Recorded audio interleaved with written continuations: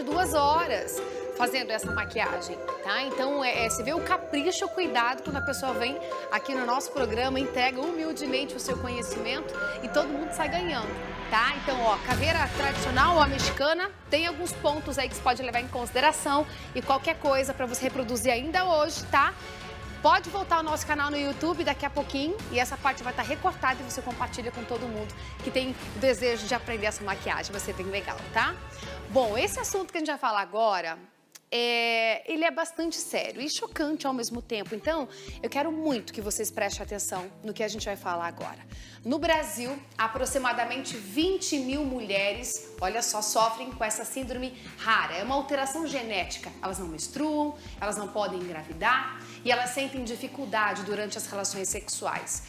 O nome é a síndrome de Rokitansky, que é uma condição caracterizada pela ausência ou desenvolvimento insuficiente dos órgãos genitais internos, tubas uterinas, o útero e o canal vaginal. E é sobre isso que a gente vai conversar hoje com a fisioterapeuta uroginecológica Eveline Esteves, minha amiga querida. Seja bem-vinda, que saudade de você!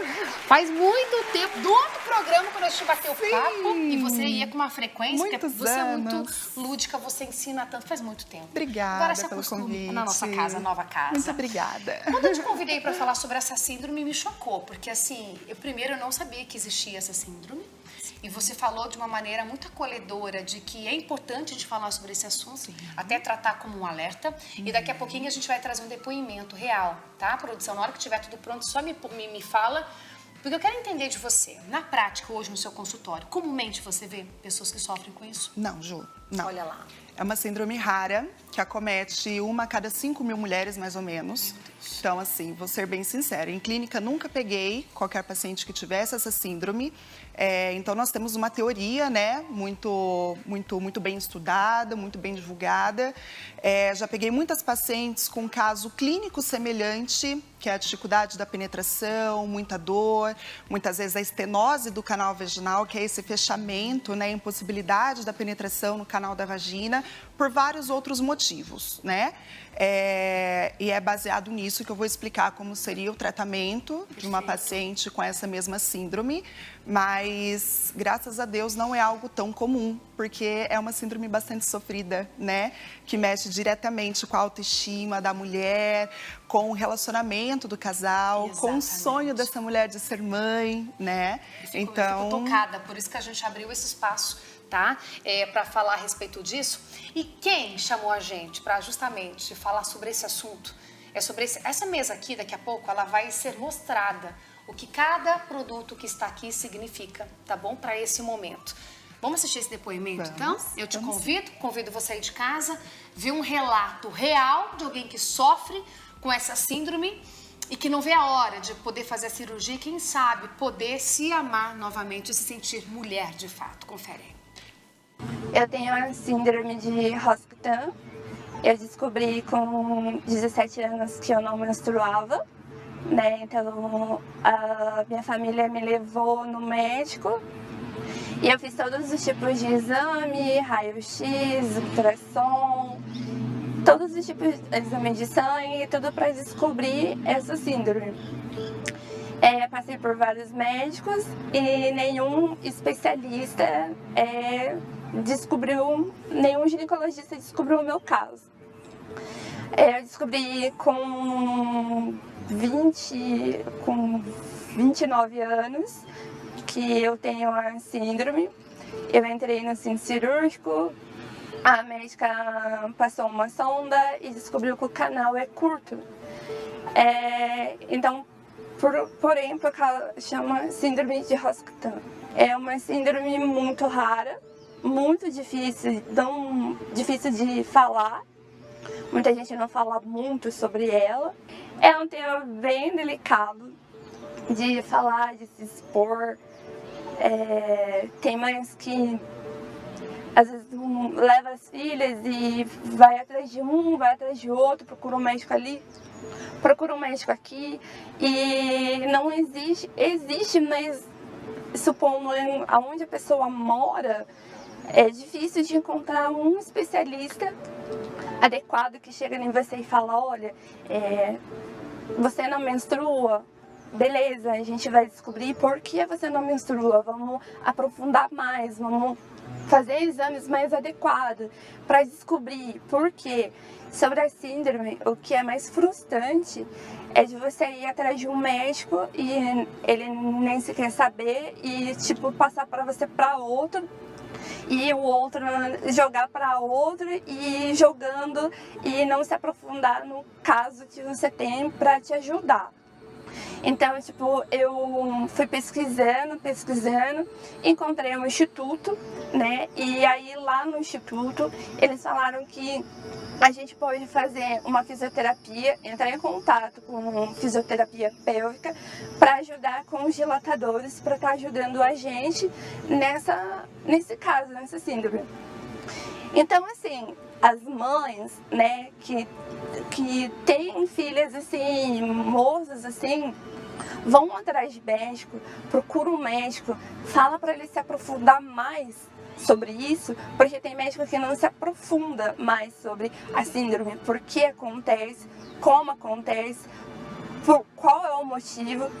Se os médicos se aprofundar mais nisso, pegar um caso e estudar mais, eles vão ter mais oportunidade de estar ajudando várias meninas, várias mulheres com essa síndrome, para não estar passando no que eu já passei em vários médicos. Meu Deus, depois desse desabafo de não ter médicos que se aprofundem. Foi isso e ela repetiu várias vezes. E o que acontece? Porque já que é rara, eles acham que não vai chegar no consultório deles, provavelmente. Provavelmente. E assim, na verdade, a grande maior causa da menina, da adolescente não menstruar são questões hormonais, né? Então, eu acho que provavelmente os médicos investem muito nessa investigação, né? Vamos ver se são questões hormonais, vamos avaliar tireoide, os hormônios, enfim. Mas a segunda maior causa da falta da menstruação na adolescência seria essa síndrome. Tá vendo, né? gente? Então, ela, inclusive, 29 anos, né, para diagnosticar, realmente foi algo muito demorado. Com certeza. Inclusive porque existem exames clínicos, como um simples fato de introduzir um cotonete no canal da vagina já seria o suficiente para identificar a profundidade desse canal, porque o que acontece, inclusive por isso eu trouxe esses modelinhos anatômicos, gente, né? Por favor, minha amiga. A mulher que sofre dessa síndrome, ela tem os ovários. Então, ela se desenvolve normalmente. Ela tem seios, ela tem ali as mudanças, né, no corpinho dela. Engraçado, né? Sem a própria menstruação. Sim, ela não tem menstruação porque ela não tem o útero. Mas os ovários, que ali onde a gente produz os hormônios, ela tem. Então, ela tem ali os seios, tem os pelos pubianos. Ela se desenvolve, né? Essa parte que a gente fala do útero e o canal vaginal, eles são ausentes e rudimentares. É isso? Isso. Mas as coisas do corpo da mulher que aquela metamorfose ambulante acontece normal. Batendo o olho na menina, você vê que ela tá toda mocinha. Olha né? lá. Ela tem cinturinha, quadril mais largo, seios, ela está toda desenvolvida. Então, sim, a produção dos hormônios acontece normalmente pelos ovários. Nos tá ovários. Bom, gente? Então, beleza, aqui a gente tem, né, o útero e os ovários com as trompas. Então, os ovários existem, só não tem o útero. Entendi. Por isso que essa mulher, ela vai produzir os hormônios, mas ela não tem o útero, por isso ela não menstrua, certo? Perfeito. Então, aqui nós temos, né, logo atrás do útero dos ovários, nós temos o reto e nós temos a bexiga, onde fica a nossa urina. Isso, mais pra baixo. Aqui, aí. isso, onde fica, né, toda a nossa urina.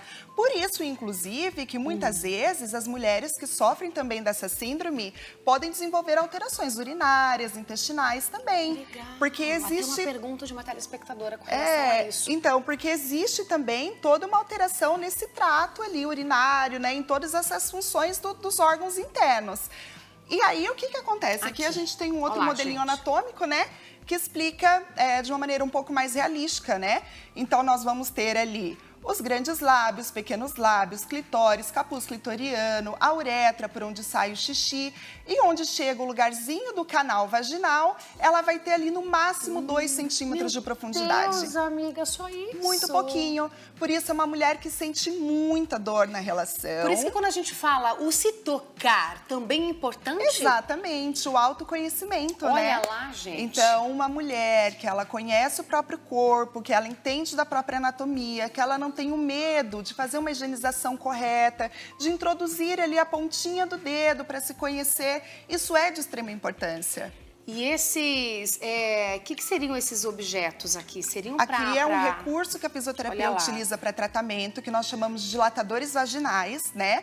Então, vou colocar aqui do lado. Vários, são vários. Ela começa do menor e vai aumentando. Isso, como diz o próprio nome, né? Dilatadores. Sim. O objetivo dele é a gente aumentar progressivamente, tanto em profundidade quanto em dilatação, né? No calibre, esse canal.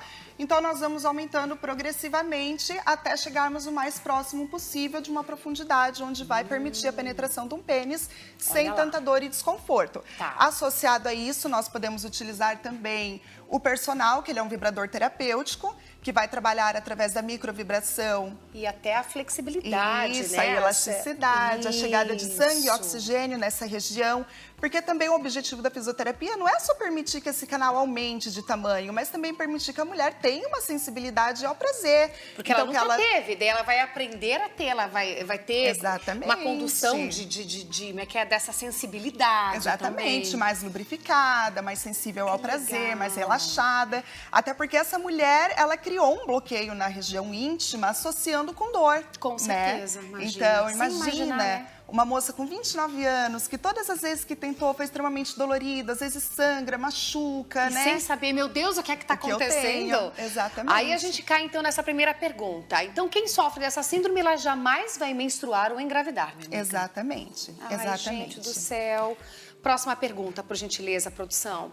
Minha sobrinha, com 24 anos de São Paulo, ela tem essa síndrome e ela sofre também da perda urinária e dores abdominais, igual você comentou. Isso pode ocorrer... Diferente, né? Isso. Essa síndrome, existem 2 tipos, né? O tipo mais grave, onde ela está associada também com deformidades ósseas, então até mesmo uma escoliose em região ali, né, da coluna, até mesmo falta de um dos rins. Nossa. Então, existem casos mais graves. Graças a Deus também não é o tipo mais comum, né? Mas pode também estar associado. Então, tem mulheres que podem sofrer dessa síndrome, né? E ter outros tipos de alterações também. Mas na grande maioria dos casos está relacionado com essa alteração de estrutura interna pélvica. E muitas vezes, quando a gente vai promover esse ganho da dilatação, né? Promover essa abertura do canal da vagina, isso pode gerar alterações na uretra também. Então, conforme vai relaxando a musculatura, você pode alterar a estrutura uretral. Olha. Então, a fisioterapia pélvica, ela ajuda também no controle dessa urina. Tá vendo, gente? Tá tudo interligado. Tudo. Bom, queria ficar mais tempo com você, minha amiga. Seja bem-vinda à nossa casa. Qualquer dúvida que você tiver sobre essa síndrome, manda pra gente, que eu jogo essa pergunta pra nossa especialista e ela vai responder com muito carinho, que é pra isso que a gente tá aqui, minha amiga. Nossa, você me explicou tudo e tirou aquela agonia, aquele peso que eu tava. Eu espero que eu possa, de uma forma ou de outra, ter colaborado com essa família.